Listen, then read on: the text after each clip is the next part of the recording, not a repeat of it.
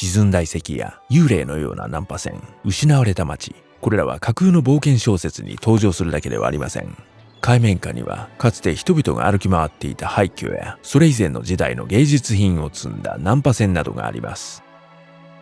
これらは水中考古学の研究対象で、海に沈んだ人類の遺物を発見し研究します。ただの宝探しではありません。水中考古学は古代の気候や海岸線などの重要な情報を明らかにし、人類が海をどう航海したか、1000年前の暮らしなども明らかにします。では実際に何が見つかるのでしょうか。浅い場所では現代の品物と混じって、あらゆる古代の遺物が見つかります。この水域では祖先の釣りのやり方、船の修理、船乗りのゴミの捨て方、有罪判決で海の底に沈められた海賊も見つかります。最近の歴史だけではありません。英国のノーフォークの海岸では80万年前の古い足跡が見つかりました。この旋回では沈んだ都市の遺構が海底から姿を現すこともあります。これらは地震や津波、地球の沈み込むプレートにより埋没したものです。沈んだ町のほとんどは浅い場所から見つかります。なぜなら都市が築かれた文明のあった数千年の間に海面の高さはほぼ変化していないからです。例えばイタリアのバイアの沖合の浅い水域には2000年以上前の古代ローマ時代の海岸線にあった町が沈んでいます。ここではローマ時代の名家や元老院議員、皇帝が建てた建築物の遺構の間を泳ぐこともできます。難破船もあります。古すぎて使えなくなった船は河口や川や浅い湾などの海岸近くの邪魔にならない場所に捨てるのが一般的でした。考古学者はこれらの配線を港の清水を示す年表にしたり、船舶デザインの歴史の手がかりを得たりします。例えばデンマークのロスキレでは意図的に沈められた5隻の船が1000年前に皆が恐れたバイキングの長い船の建造方法を明らかにしました。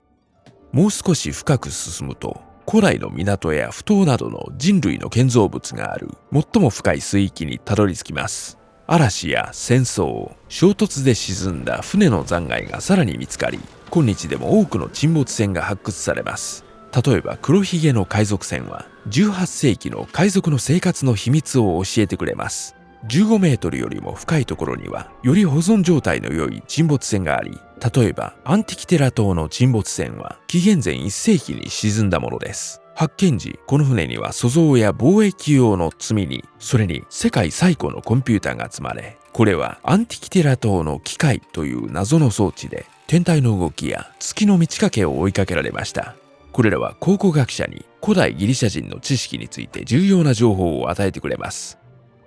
世界大戦の時代などの飛行機や潜水艦が見つかり始めるのもこの水域です。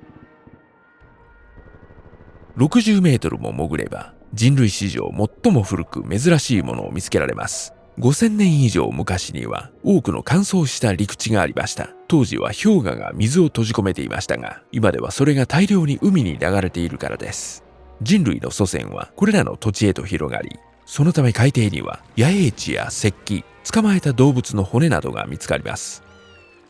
この場所は祖先の移住パターンや狩猟方法、技術について貴重な情報を与えてくれます。最も深い水域を人類は歩いたことがありません。その土地は人類の誕生以前から海の底にあった場所です。そこには浅い場所から海に流された遺物、例えば NASA のサターン V ロケットのエンジンは深さ4000メートルの最も深い海で見つかった沈没船です。海は巨大な水中美術館のようで、常に人類に関する知識を与えてくれます。解明されたのは一部だけで、長期間にわたり発見が続くことでしょう。歴史がお好きな方は、ぜひチャンネル登録をお願いします。ジュリアス・シーザーに対する陰謀から、バナナの暗い歴史まで、毎週様々なアニメーションを公開しています。